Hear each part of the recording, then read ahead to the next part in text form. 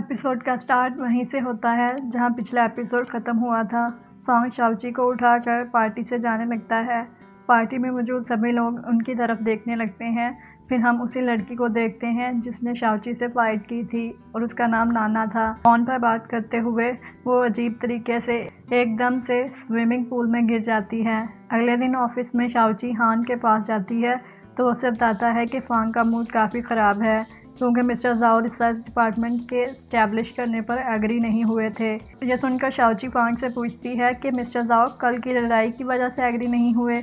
फांग कहता है कि बिजनेस में ऐसा होता रहता है और कुछ भी शाओची की वजह से नहीं हुआ। फिर फांग कहता है कि इस कंपनी का बॉस वो है, इसीलिए कंपनी में जो कुछ भी होता है उस सब का जिम्मेदार भी वो है, इसीलिए शाओची को टेंशन लेने की कोई ज़रूरत नहीं है। यह सुनकर शाओची सोचने लगती है कि फांग कितना अमेजिंग और कूल है। रात में शाओची शाबू को बोलती है कि फांग ने उससे कहा है कि इस सब में शाओची की कोई गलती नहीं है, लेकिन फिर भी उसे काफ़ी बुरा लग रहा है और वो फांग की इस प्रॉब्लम को सॉल्व करने में हेल्प करना चाहती है। फिर शाओची शाबू को मिस्टर जाओ के घर का एड्रेस सर्च करने का बोलती है। अगली सुबह शाओची क्लीनर बनकर मिस्टर जाओ के घर पहुंच जाती है, पर बाहर खड़े होकर ही उसे घर के अंदर की आवाज़ें आने लगती हैं जहां मिस्टर जाओ और उनकी वाइफ फाइट कर रहे थे। मिस्टर जाओ की वाइफ बोल रही थी कि वो अपने काम में बिजी रहता है और उसे फैमिली की कोई फिक्र नहीं है। तभी मिस्टर जाओ लड़ाई के बाद घर से चला जाता है और शाओची अंदर आ जाती है। शाओची अभी सफाई करना शुरू करने ही वाली थी, पर तभी फांग भी वहाँ पर आ जाता है जो कि मिस्टर जाओ से मिलना चाहता था। फांग शाओची को वहाँ देखकर उससे पूछता है कि वो यहाँ क्या कर रही है, तो शाओची बोल देती है कि वो क्लीनिंग करने के लिए आई है। शाओची फिर फांग से पूछती है कि क्या उसे वैक्यूम क्लीनर यूज़ करना आता है, तो फांग बोलता है कि अगर उसे वैक्यूम क्लीनर यूज़ करना ही नहीं आता तो वो यहाँ पर क्या कर रही है, और ये दोनों फाइट करने लगते हैं। मिसेस जाओ को घर बुलाने के लिए कॉल करती है, पर ये दोनों फिर से फ़ोन पर ही फाइट करने लगते हैं। असल में मिस्टर जाओ ने वेडिंग एनिवर्सरी के लिए जो गिफ्ट अपनी वाइफ को दिया था वो उसे पसंद नहीं आया था और वो एक फर्स्ट जनरेशन परफ्यूम गिफ्ट के तौर पर लेना चाहती थी। इन दोनों की लड़ाई फांग और शाओची भी बाहर खड़े होकर सुन रहे थे। शाओची फांग को आइडिया देती है कि अगर वो इन दोनों की मिसअंडरस्टैंडिंग को ख़त्म करवा दें तो मिस्टर जाओ ज़रूर उनकी बात सुनेगा। यह सुनकर फांग मिसेस जाओ के पास जाता है और उनसे परफ्यूम की बॉटल ले लेता है ताकि वो उस परफ्यूम में पहले जैसी स्मेल ला सके।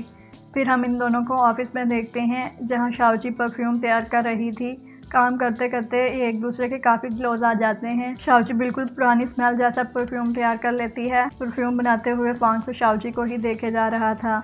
अगले सीन में हम शाबू को देखते हैं जो कि अपना नर्व सिस्टम ठीक करके अपने प्लेनेट पर सिग्नल भेजती है, लेकिन सेंडिंग फेल हो जाती है, जो देखकर वो काफ़ी हैरान होती है। शाबू अब घर जाकर सारी बात शाओची को बताती है और कहती है कि वो काफ़ी डिप्रेस्ड हो गई है क्योंकि उसका सारा सिस्टम बिल्कुल ठीक है, लेकिन फिर भी वो प्लेनेट पर सिग्नल सेंड नहीं कर पा रही। शाबू अब दोबारा फिर से सिग्नल भेजने की कोशिश करती है, लेकिन वो फिर से फेल हो जाती है। यह देखकर वो सोचने लगती है कि ज़रूर किसी ने उसका सिग्नल ब्लॉक किया होगा।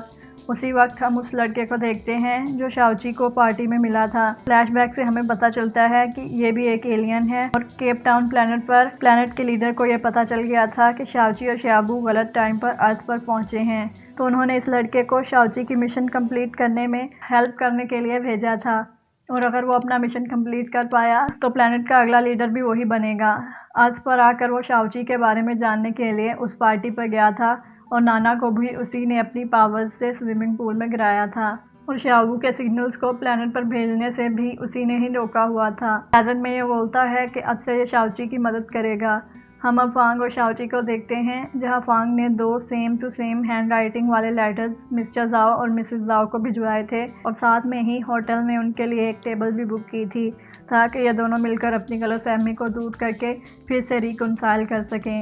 होटल में फांग और शाओची अब इन दोनों को दूर से बैठकर देख रहे थे, पर ये दोनों तो फिर से लड़ाई करने लगते हैं और इनकी बात तो डाइवोर्स तक पहुंच जाती है। इसीलिए शाओची छुप कर इन दोनों पर लव वेव्स फेंकती है, जिससे सब कुछ वहाँ पर रुक जाता है और वहाँ पर मौजूद सारे फ्लावर्स ब्लूम करने लगते हैं, और मिस्टर जाओ भी अपनी वाइफ से रिकंसाइल करके एक दूसरे को हक कर लेते हैं। उसी वक्त वहाँ पर फायरवर्क्स भी ब्लो होने लगते हैं।